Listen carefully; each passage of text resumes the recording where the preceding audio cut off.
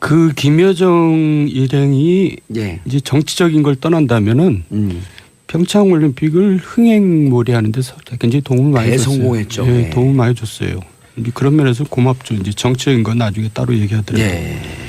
근데 얘기를 마무리하면서 하고 싶은 얘기는 문재인 대통령이 이번에는 대처를 되게 잘하시더라고요. 점수. 예. 점수를 주신다면. 뭐 90점, 95점. 95점. 네, 잘했어요. 야, 역대 보수를 대표하는 분이 문재인 대통령 95점 주곤 그렇다고 저한테 뭐 한 자리 달라는 소리 절대 아니. 그거 걱정하지 마십시오. 주진 않을 것 같은데. 자, 2, 3일 동안 그냥 핫하게 대한민국을 달군 여인 김여정. 그 김여정 일행이 예. 이제 정치적인 걸 떠난다면은 평창 올림픽을 흥행몰이하는 데서 굉장히 도움을 많이 줬어요. 대성공했죠. 예, 예. 도움을 많이 줬어요. 이제 그런 면에서 고맙죠. 이제 정치적인 건 나중에 따로 얘기하더라고요. 예. 김정은이 왜 김여정을 특사로 보냈을까요? 다급한 것 같았는데. 역시 피는 물보다 진하다 아니겠어요? 그러니까 가장 믿을 만한 사람은 핏줄밖에 없다. 뭐 정태근 의원 다른 생각 같은. 믿음도 당연히 있겠습니다만 제가 이번에 이제 이 2박 3일 일정을 보면서 느꼈던 건 뭐냐면 그 우리가 보통 이제 그 전략적인 목표라는 게 있고 거기에 수반되는 이제 전술적인 과정이라는 게 존재하잖아요. 그러니까 예. 이제 북한 입장에서 보면 핵 보유국이라는 전략적 지위를 유지하는 과정에 있어서 지금 상당히 이제 제재가 들어와 있고 미국이 군사 옵션을 고려한다고 얘기를 하는 상황에서 이것을 전환해야 되는 이제 그 전술을 발휘해야 되는데 예. 그런 측면에서 보면 이번에 북한 김정은 체제가 갖고 있는 전술 운용 능력이 굉장히 탁월하다라는 점에 대해서 우리가 객관적으로 인정해야 된다. 제가 이 말씀을 드리는 건 뭐냐면 향후에 우리가 남북 관계 대북 전략과 관련해 가지고 지금 그 본인의 시각이 보수적 우파든 좌파든 관계없이 지금 북한 정권의 실상에 대해서 객관적으로 인정을 하고 그 인식의 갭을 좁혀 나가야지. 예. 그래야지 우리가 올바른 대응이 가능하거든요. 그러니까 이번에 가장 극명한 건 뭐냐면 미국이 군사 옵션을 고려할 정도까지의 긴장 국면으로 갔다가 어떻든 북한 입장에서 보면 이거를 전환시켜야 되는데 이것을 이제 김여정을 내려보내고 김여정을 통해서 정상회담 카드를 꺼내는 과정을 통해 가지고 국면 전환을 이뤘다는 거죠 기본적으로. 그리고 이제 어떻든 그동안 국면 전환 이뤘다고 보세요? 계기를 그렇죠. 만드는 거죠. 일단 지금 당장 미국에서 바로 군사 옵션을 계속 얘기할 수가 없는 상황이고 저는 이제 문재인 대통령이 조금 더 세게 얘기할 필요도 있었다고 보여지는데 어떻든 지금 북미 간의 대화를 강조하고 나섰단 말이죠 기본적으로. 그러면서 이제 한편에 있어서 북한 입장에서 봤을 때는 그동안 제재 국면 속에서 상당히 어려움을 당했는데 예. 그 제재를 몇 가지 이제 균열을 시키는 작업들을 이번에 진행을 한 거예요. 그러고 또 하나 뛰어났던 게 뭐냐면 이 사람들이 메시지를 전달하는 능력이 굉장히 뛰어나구나. 예전에 비해서. 그럼요. 그래서 저는 어떤 점에 있어서요? 예를 들면 구체적으로 한 효과를 극대화시키잖아요. 처음에 이제 이 고위급 회담이 4명이 내려오잖아요. 예.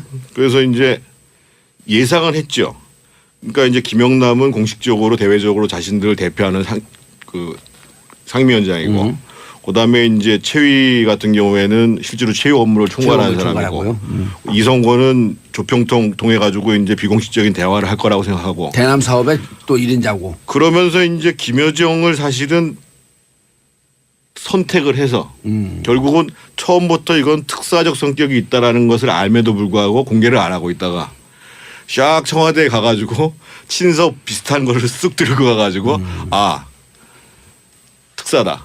명백한 정부를 대표한 그 친서를 준 거예요. 그렇죠. 그런 걸 이제 와일드 카드라고 그러는데 또 김여정 자체가 예. 또 우리나라 제재 대상이잖아요. 그러니까 그렇죠. 이제 굉장히 다목적 카드, 절묘한 카드를 쓴 거죠. 근데 정동원 의원님, 예.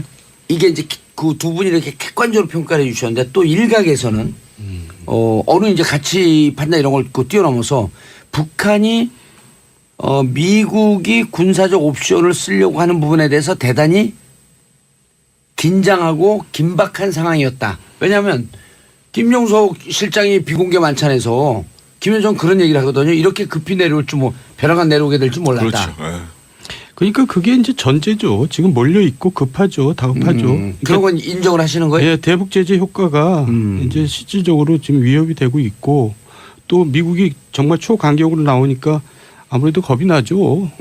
그런 전제하에서 이제 이런 것들이 이제 움직여지는 거죠. 아니 사실 북한이 미국의 군사적 옵션에 대해서 긴장하고 이 핵실험이나 미사일 실험을 좀 움츠리게 하는 것은 사실 한반도 긴장 완화에는 도움이 되는 거 아니에요? 일시적으로. 네. 그러니까 이제 궁극적으로는 미사일하고 핵을 포기를 해야 되는데 예. 그거는 이제 포기는 안 하겠죠. 그러니까 이제 일시적으로는 지금 일단 다급하지는 않죠. 모두가 미국이나 우리나 북한이나 일단은 근데 이제 시간이 이제 지나면 또 어떻게 나올지 모르죠. 예.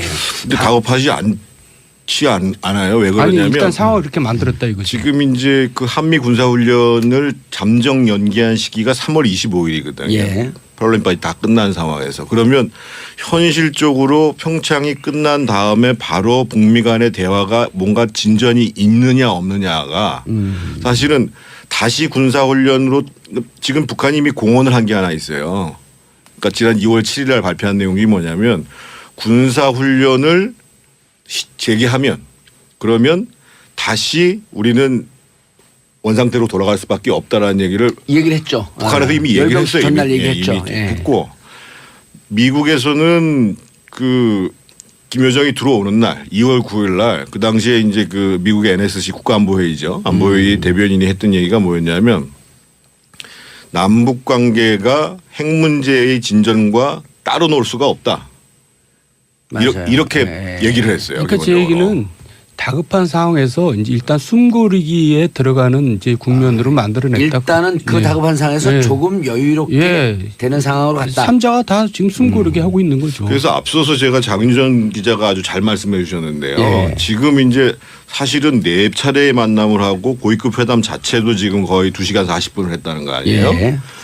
그래서 빨리 미국에 특사를 보내야 돼요. 미국에. 예. 예. 그래서 실제로 어떤 얘기가 오갔는가 그리고 미국이 어떻게 생각하고 있는가.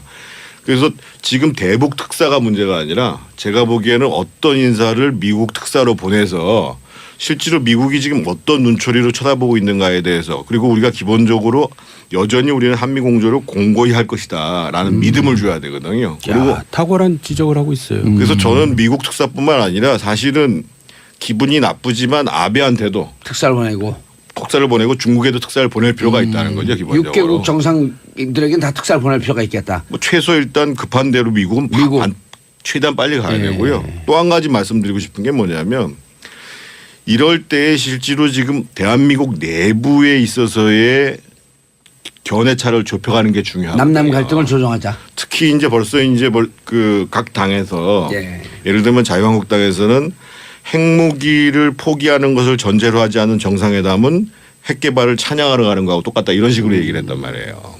그러니까 또 정의당에서는 그럼 대화하지 말자는 거냐 이렇게 이제 노회찬 대표가 얘기를 하고 그래서 저는 지금 문재인 대통령이 해야 될 큰 2가지 중에 하나가 아까 말씀드렸던 주요국들에 대해서 얘기하고 협의하는 과정들이 있어야 되고 또 하나는 남한의 재정당 특히 자유한국당 지금 이제 통합미래당 뭐 민평당 정의당까지 해서 만약에 홍준표 대표가 같이 만나서 얘기하는 게 불편하다고 얘기하면 따로라도 저는 만나야 된다고 봐요. 어쨌든 이번에 김여정을 만난 그 과정을 좀 설명을 잘 해줄 하고 필요가 있겠죠. 실제로 우리가 앞으로 할 수 있는 몇 가지의 선택지에 대해서 어떻게 생각하냐. 그리고 국회에서도 사실은 이 문제를 심각히 논의를 해서 필요하다면 공개 회의를 안 해도 돼요. 예. 안 해도 돼서 지금 한국 사회 내부에서 이 국면을 보다 더 협력적으로 해결할 수 있는 근거를 만드는 게 굉장히 중요하다는 거예요. 이렇게 합리적으로 판단하는 보수의 두 대표가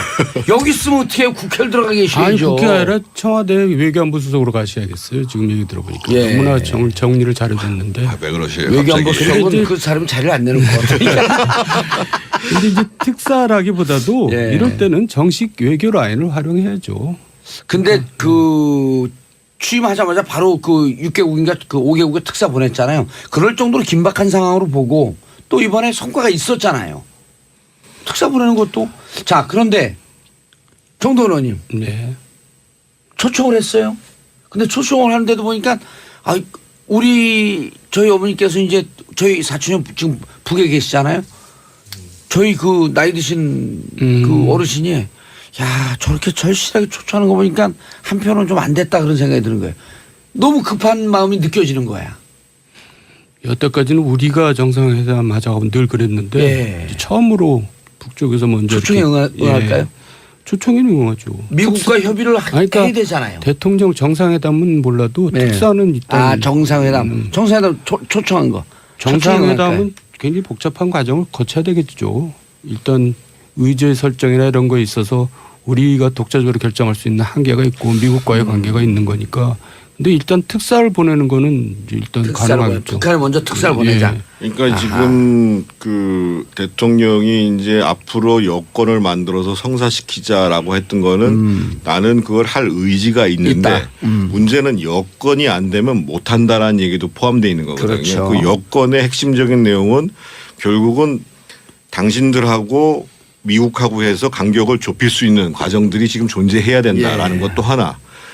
지금 이제 많은 사람들이 이제 대통령이 좀 세게 얘기했으면 하는 내용 중에 결국은 한반도의 평화는 북에서 핵을 포기하는 민족적 결단을 내려야 구조화된다.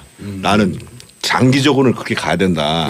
라는 얘기까지를 내포하고 있는데 아마 이제 그 내부적으로는 어떤 얘기를 하셨는지 모르겠습니다만 그거를 이제 공개적으로 하게 되면 북한하고 대화가 어려우니까는 못 하셨겠지만 그 두 내용들을 기본적으로 포괄하고 있는 거거든요. 기본적으로. 그랬을 때 저는 그 우리 정부가 절대 서두르지 않았으면 좋겠어요. 오늘 보니까 어느 그 인터뷰에서 정세현 장관이 뭐 빠르면 4월, 5월도 얘기하시는데 그렇게 저는 성급할 이유가 없다고 생각합니다. 정상회담에 대해서. 예, 그렇죠. 저는 빨라야 뭐 그 추석 때쯤 돼야 그 내년까지를 가고 그러면서 일단 그 카드를 오래 관리하면 관리할수록 유리하다 이렇게 보시는 건가요? 관리하는 것보다 실제로 과정을 정교하게 가지 않으면 의미가 없다는 거죠. 그러니까 우리가 여기서 좀 재뿌리는 얘기를 하면은 2002년에 토리노 동계올림픽 때 우리가 처음으로 공동 입장을 했거든요. 남북한이. 그러고는 8개월 후에 이제 최초 핵실험을 했죠. 그러니까 우리가 그런 걸 다 고려할 때 진짜 서두를 필요는 없는 거죠. 그러니까 적어도 이 두 가지 조건 예를 들면 그 한미 양국 간의 공동 군사훈련이라는 것이 축소 내지 중단이 되려면 적어도 북에서 추가적인 핵실험 미사일 실험은 안 한다라는 전제가 나와줘야 되거든요. 그 정도까지라도 이미 나와주고. 그래서 그런 부분들을 실제로 물밑 대화를 해야 되는 거고 그래서 사실은 아까 제가 얘기했던 북한의 특사를 내보내기 전에 주요국들과 긴밀히 공조를 하고 협의를 하는 과정들이 중요하고 그래서 거기서 협의한 내용을 가지고 특사가 가는 거죠. 아하. 그래서 저는 그런 생각이 특사 보내지 말고 그 우리와 관계되어 있는 미국, 그렇죠? 일본 등등과는 일단 협의를 하면서. 그리고 저는 그래요. 그리고 그 이번에 사실 거의 고위급 대표장이 4명이 나왔잖아요. 지금 보면 특사 딱 한 사람 얘기를 하는데 우리도 특사단을 보내는 거죠. 그래서 거기 이제 서훈 원장도 가고 임종석 실장도 가고 남북관계 대화를 제라는 정세영 장관은 안 갔으면 좋겠어요. 그리고 조명균 장관 가고 그리고 어떻든 이게 주요 국가의 외교적 관계가 있기 때문에 남북관계를 잘 모르시는 것 같긴 한데 뭐 강경화 장관도 가고 이렇게 해서 4분이 같이 가는 거죠. 꼭 굳이 그걸 한 분 딱 찍어가지고 다 맡기자. 가자. 그럼요. 북한에 갈 수 있는. 조명균, 강경화, 김종석, 임종석, 서훈. 어떻든 이번에 제일 역할을 많이 한 게 이제 뭐 서훈 원장이라는 거는 공지의 사실 아니겠어요. 그리고 이제 실질적으로 저쪽 사람들 북한 사람들하고 제일 많이 이제 접촉을 했던 사람이 서훈 씨니까요. 서훈 원장도 갔으면 좋겠다. 그래서 옛날에 사실은 MB 정부 때도 서훈 원장 그때 어떻게 했을 것인가가 그때 논란이 됐었잖아요. 그때 이제 북한하고의 그 휴민트가 다 끊어졌죠. MB 정부 때 서훈 자르면서. 근데 서훈을 왜 잘랐냐면 MB를 뭐 비판했다 그래갖고 잘랐는데 누가 그렇게 서훈 원장 이번에 북한 가면 특활비를 좀 써도 될까요? 특활비 많이 써야죠. 그런 건 써도 됩니다. 특활비 쓰라고 그런 데 쓰라고 있는 게 특활비인데. 북한에 가서 특활비 쓸 때는 달러로 환전해야 되겠죠? 아 그런 건 구체적으로 얘기하면 안 되고 특활비는 특활비스럽게 써야 아니, 된다니까요. 제가 왜 그러냐면 근데 얘기를 마무리하면서 하고 싶은 얘기는 문재인 대통령이 이번에는 대처를 되게 잘하시더라고요. 점수 예. 점수를 주신다면 뭐 90점, 95점. 95점. 네, 잘했어요. 야 역대 보수를 대표하는 분이 문재인 대통령 95점 주곤 그렇다고 저한테 뭐 한 자리 달라는 소리 절대 아니니까 걱정하지 마십시오. 주진 않을 것 같은데. 저는 점수를 드릴 수가 없는 게 지금 시험이 안 끝났어요. 지금. 그냥 중간 점수. 중간 점수가 어디 있어요? 시험 중간 결과. 가채점 해본 결과. 근데 저는 그래서 참 이 과정을 잘해야 된다고 예. 생각하는 게요. 잘못해서 예를 들면 평창이 끝나자마자 뭐 훈련이 재개되고 또 무슨 대화가 빠그러들고 긴장이 고조되고 이러면 이제 갈 데가 없는 거거든요. 말짱 그리고 도루묵이 되는 거죠. 진짜 이제 무슨 뭐 그 빅터차가 날아가듯이 진짜 군사 옵션을 고려하고 있나 이러면 진짜 황당해지는 거거든요. 그래서 저는 지금부터가 중요하다. 계속 시험인 거예요. 예. 계속 시험인 거예요. 그 우리나라 입시는 문제 시험이 계속 있어.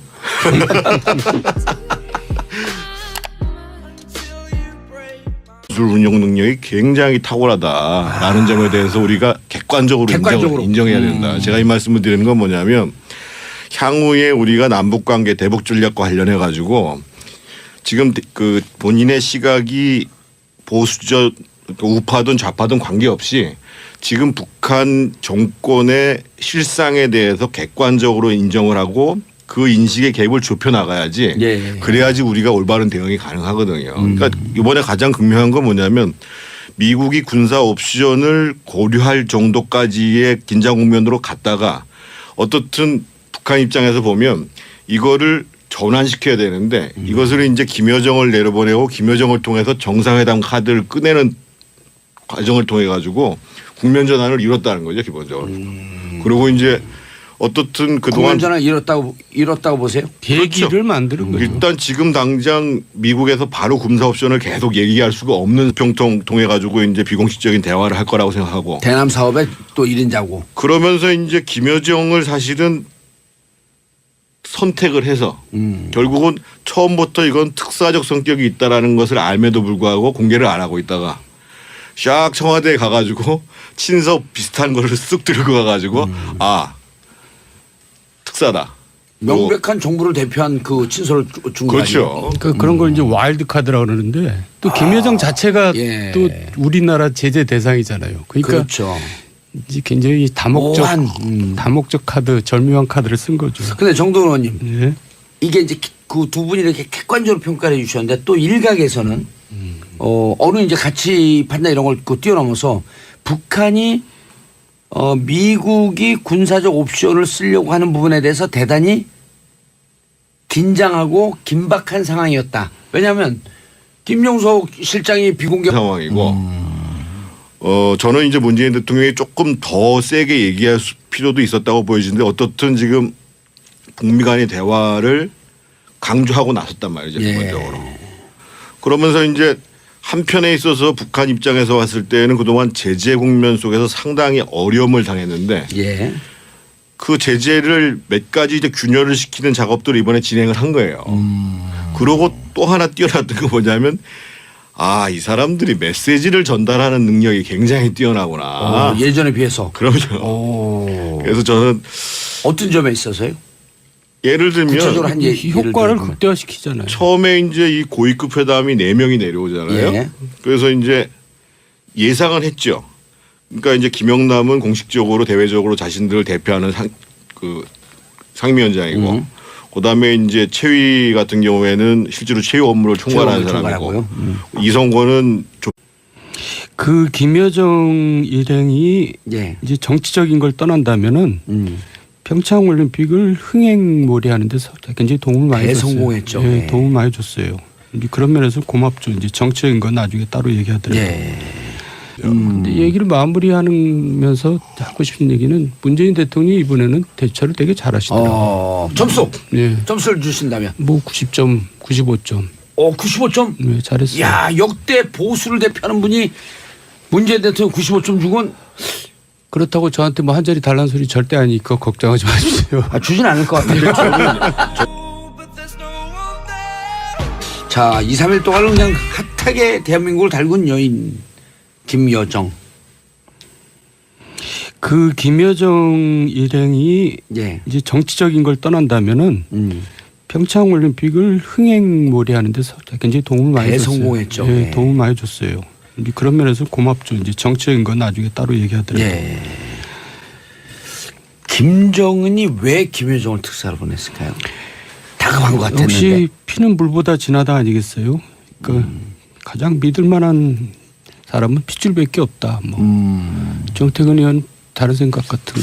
믿음도 당연히 있겠습니다만 제가 이번에 이제 이 2박 3일 일정을 보면서 느꼈던 건 뭐냐면 그 우리가 보통 이제 그 전략적인 목표라는 게 있고 거기에 수반되는 이제 전술적인 과정이라는 게 존재하잖아요. 그러니까 예. 이제 북한 입장에서 보면 핵 보유국이라는 전략적 지위를 유지하는 과정에 있어서 지금 상당히 이제 제재가 들어와 있고 미국이 군사 옵션을 고려한다고 얘기를 하는 상황에서 이것을 전환해야 되는 이제 그 전술을 발휘해야 되는데 예. 그런 측면에서 보면 이번에 북한 김정은 체제가 갖고 있는